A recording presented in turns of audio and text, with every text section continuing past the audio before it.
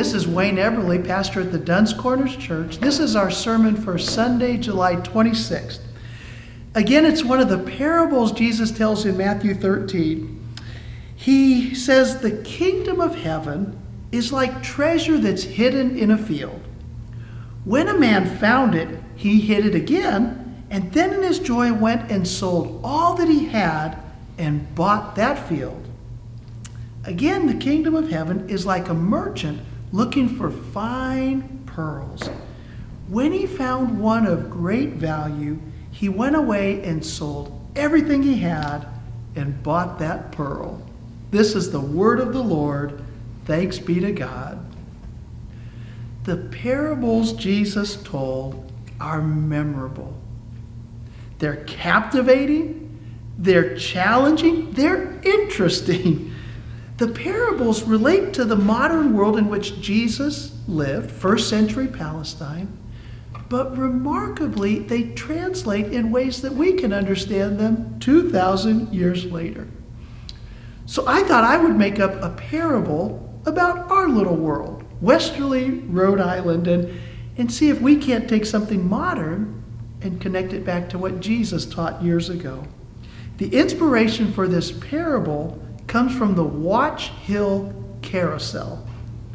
Watch Hill is a unique part of Westerly, home to mansions that come right out of lifestyles of the rich and famous, with a stunning lighthouse, a pristine beach that seems to be rolling with waves all the time for swimmers and surfers, seaside stores that entice you to buy their t-shirts and knickknacks, restaurants that invite you to come in for a simple sandwich or fine cuisine, an ice cream shop that cranks out cones from morning till night, and the famous Watch Hill Carousel.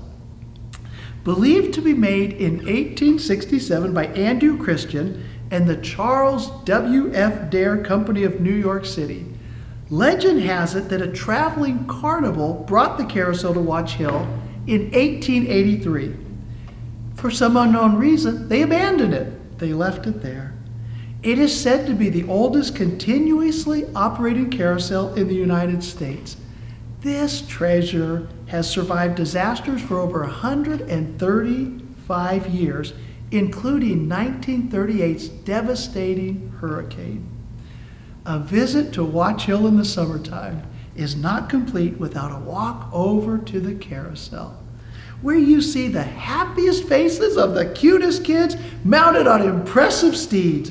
Laughter fills the air as the children make loop after loop after loop. One of the fun, distinctive characters of the carousel is there's a little corner where a ring pops out. If you reach from your mount and you stretch far enough and you grab firmly to it, you can take one of those rings. It might be a brass ring. I'm going to tell you a parable about a carousel.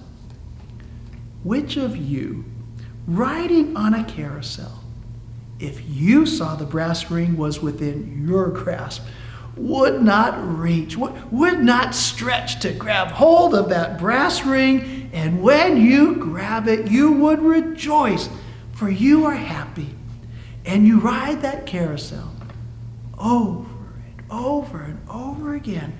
And every time you grab the brass ring, your heart is filled with joy. You remember how happy you are. You grab the ring when you're 5, when you're 6, when you're 7. You grab the ring when you're 9, 10, and 11. And every time you grab the ring, you are happy. But one day, maybe when you're 16, going on 17, you notice that some of the other riders are no longer reaching out for the brass ring. They're starting to grab other prizes, other treasures. They're grabbing things like a report card filled with straight A's and clothes with the right emblems, athletic abilities that help them rise above the crowded school, and cars that make them really cool. And you look at your brass ring, doesn't shine like it did when you were 5, 6, or 7. So you start reaching for things like the others. And And when you grab those rings, you are happy. But one day, maybe when you're 20-something or 30, clothes and cars, letter jackets and report cards, they're not quite as exciting as when you were a teenager. And you notice others have moved on, and now they're grabbing things like a mortgage, a house, a job with a fancy title, a career that's on the rise. And so you start grabbing for those things, and it makes you happy. But one day, maybe in your 50s, and maybe in your 60s, maybe in your 70s, you fill in the blanks, but year by year, decade by decade, you make the same circle. The things you grab for might get bigger. They might get better. But no matter how much bigger and how much better, there always comes a time when you ask, is that all there is?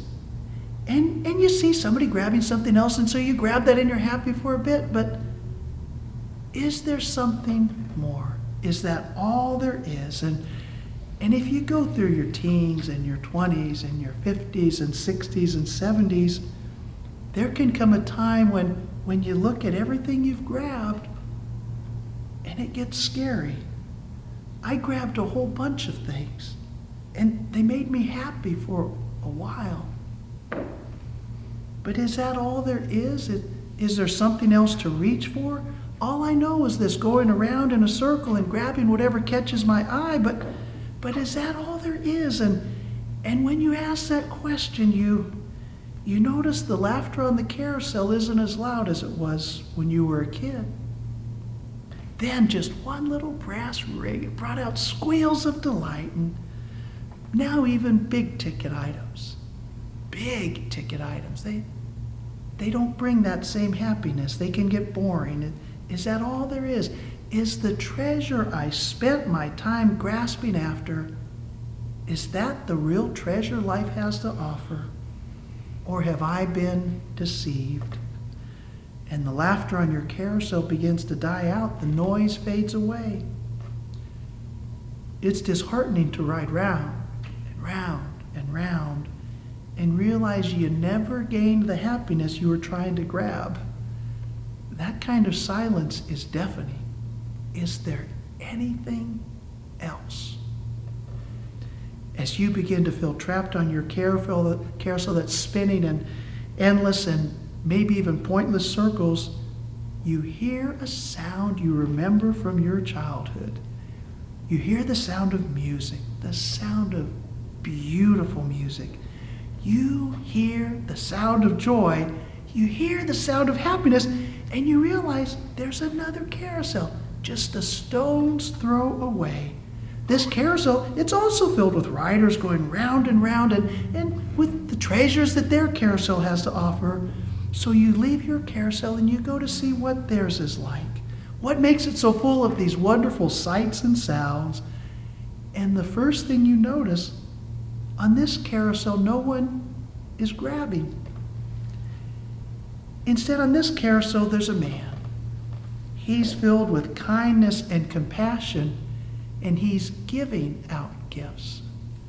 He's giving out beautiful gifts, precious gifts, priceless gifts. Some of the gifts are material. There's some houses and clothes and food, but the majority of the gifts, in fact, nearly all the gifts he's giving are intangible. Love, joy, peace, patience, kindness, goodness, gentleness, faithfulness, self-control. He gives out forgiveness over and over and over again. He gives these gifts, and when the riders pass him, some of them are crying, and he dries their tear. When they're sad, he comforts them. When they're lonely, he stands by their side. When they hurt, he heals. And unlike your carousel, where people grow tired of certain gifts or wanted bigger and better gifts, the gifts this man gives satisfy. People come for them over and over and over again. These gifts bring life, These gifts bring love. They bring healing and they bring hope. These gifts make life meaningful and they give life purpose. As you're watching this, you realize the giving never ends. The people on the carousel are showered with gifts, abundant gifts, given without hesitation from this glad-hearted man. But you also notice that no one is weighed down with their gifts. No one is collecting all their gifts. I mean, you're shocked. Isn't that what the carousel's for? To keep gathering and gaining and bringing things and bigger things, better things. You accumulate them. You hold on to them. You hoard them. You guard them. You protect them. You would even fight for them. But on this other carousel, as soon as someone is given a gift, they do the most amazing thing. They share the gift with others. As soon as the kind man wipes a tear, they wipe the tear from someone near them. As soon as he comforts them in their loneliness, they comfort another. As soon as he comes along and gives friendship, they give that in return. And even when they receive tangible gifts, houses, food, money, even when they receive tangible gifts, they share those gifts with others. And you realize, with quite a bit of shock and disappointment, these people who are not grasping and not grabbing, they have everything they need and everything they want. You know, right about now, I could turn up the heat. I could start preaching about how people have missed the chance, how they grabbed hold of worthless things, they chased the wrong dreams, and they spent their life pursuing worldly treasures. But somebody else is going to have to preach that sermon. You see, when you're preaching a parable about the treasure Jesus gives, it's impossible to preach it like judgment. The parables Jesus tells are not parables of judgment when he talks about treasure. It's not that you've wasted your time. What Jesus is saying is, when you see the treasure, when your eyes are open, when you understand the beauty and the value of the treasure, there's nothing in all creation to stop you from getting on that carousel. Nothing bars you, nothing bans you. Get on board. The parables Jesus tells about treasure, they're an invitation to grab hold of that treasure, to embrace it, to live it. And he wants you to experience that deep joy, that deep meaning and purpose in life. Today is not a day of judgment. Today is a day of joy. It's an invitation to grab hold of the treasure Jesus offers. And I love how one pastor tells the parable of the pearl of great price. When we find Jesus, he said, it costs us everything. He has happiness, joy, peace, healing, security, eternity, everything. And so we say, I want this pearl. How much is it? Well, the owner says, it's very expensive. But how much? Well, it's a very large amount. Do you think I could buy it? Well, of course. Everyone can buy it. But didn't you say it was expensive? Yes. Well, how much is it?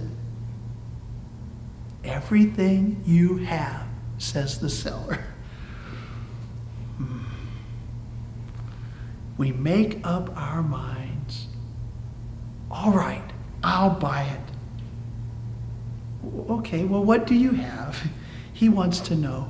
Let's write it down. And you say, I have $10,000 in the bank. Good.